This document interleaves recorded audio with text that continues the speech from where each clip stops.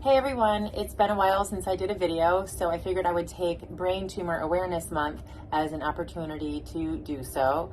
I will thank my friend Michelle. I will put her handle in this so that she can get some recognition. She's been trying to get me to do a live with her, and I promise I will do it. I will find time, I will make it happen, but for now we'll do a video. So I want to talk about just some general basics of brain tumors.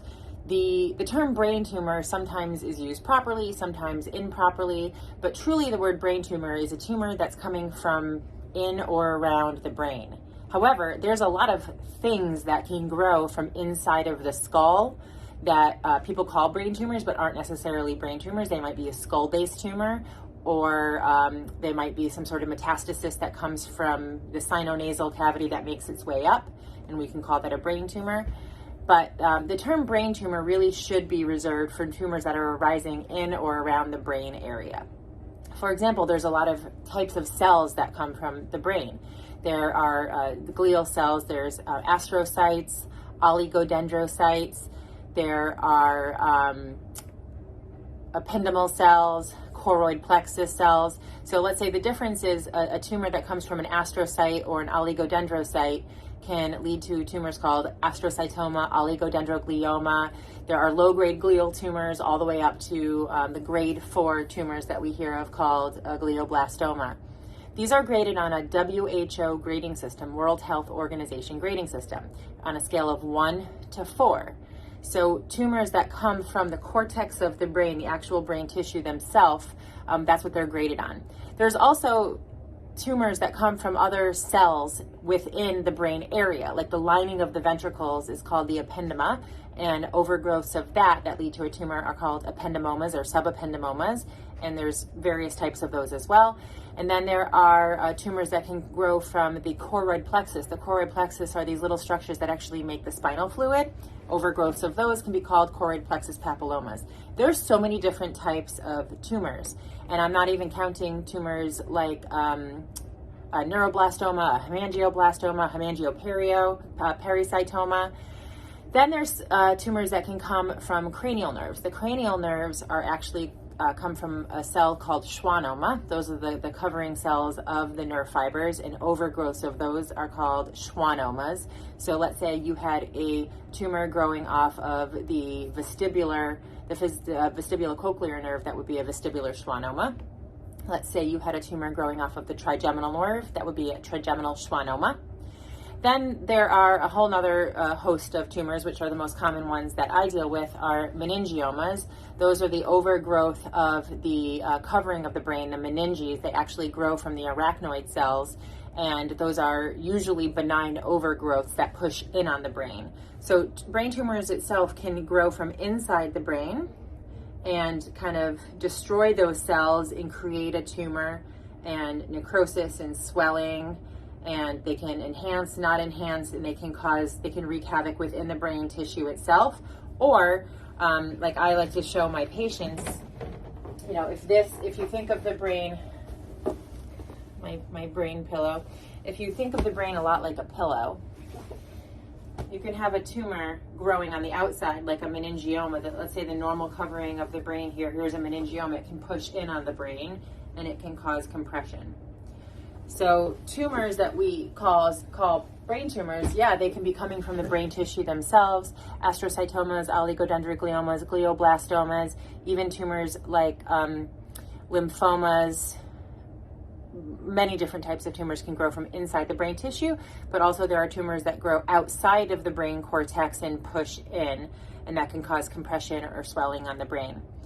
There are multiple different categories of these. I'm actually just looking at some of my notes here because I want to make sure I hit some things that are important. Yes, correct. There's also regions of the brain that have typical tumors.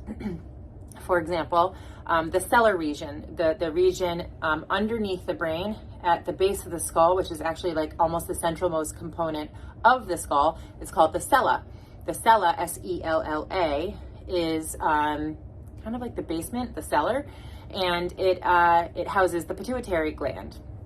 There are a lot of things around that area that can grow and can cause trouble. Pituitary tumors, which could secrete or not secrete hormones, those aren't brain tumors. Those are skull-based tumors that grow from the pituitary gland, but if they do get very large, they can actually push up into the brain and cause compression and brain swelling. There's also tumors called epidermoid cysts or craniopharyngiomas that can grow in that region and grow up and squeeze their way into spaces and cause compression. There's a bone at the top of the vertebrae. It's called the clivus. The clivus is kind of like the known home for a tumor called a chordoma. Chordoma is technically a cancer. It grows in that area, and you want to be able to remove all of it. Sometimes it needs treatment. Past that, sometimes it doesn't. So the general rule of thumb is not all of these tumors are created equal. There's so many different types of tumors that can grow in this area. And I'm not even talking about the stuff in ENT land that can grow in towards the brain. But there's a lot of different things that grow in this area. Some are fast growing, slow growing. Some can come back even if you remove them, whereas some, even if you just remove the majority of it, they just lay dormant and don't come back. Some benign tumors require chemotherapy and radiation. Some malignant tumors, as long as you get the majority of it out, don't need chemotherapy or radiation. So there's a lot of variety here. Also, how do we describe where things are located? There are different parts of the brain that have different names. There are different margins and locations. For example, if a meningioma was growing in this location, very superficial, we would say that that's a right frontal convexity meningioma. Whereas, let's say one was growing between my hemispheres along the falx, mostly off to the left, that would be a left parafalcine meningioma. And then tumors that grow within the cerebellopontine angle, typically people think of acoustic neuromas or vestibular schwannomas, but there's lots of things that grow in the cerebellopontine angle. You can have a meningioma, a petrous meningioma, meaning it's growing off of the petrous bone. You can have an epidermoid cyst. There are choroid plexus papillomas that grow in that region. So naming something from where it is how we describe where something is. So let's start at the basics. Let's say we see a tumor in the posterior fossa. It wouldn't be wrong to say, I see something in the posterior fossa on the left side.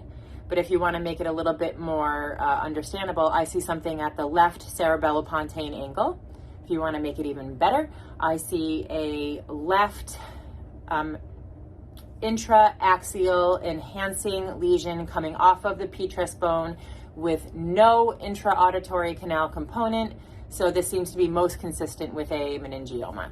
So there are lots of different locations, tumor types, tumor grading, and no two are created equal. How we go about recommending biopsy versus complete removal versus partial removal versus pre-surgical radiation or chemotherapy or after surgery radiation or chemotherapy, the terms that we use are neoadjuvant or adjuvant, all comes down to the patient and what their specific scan and exam looks like. So it's Brain Tumor Awareness Month. I'll use this as an opportunity to throw it out there to you guys. I will do my best to take the next week or so to look at what your requests are for videos. And if there's anything that you guys want me to show you, pictures, simulations, other videos, or just to talk about something, let me know. But thank you to Michelle, my friend. She's a rare disease warrior. She had surgery at an outside hospital for a skull-based tumor, a meningioma that was along the trigeminal nerve, and unfortunately she suffered a very rare side effect called anesthesia dolorosa. She now follows with us. We follow her yearly scans, but unfortunately there's not that much we can do to help her with the AD, anesthesia dolorosa. But we've come into each other's lives and we support each other. So this is dedicated to Michelle, who pushes me to keep people informed about brain tumors. So hope this was helpful for all of you. Take care.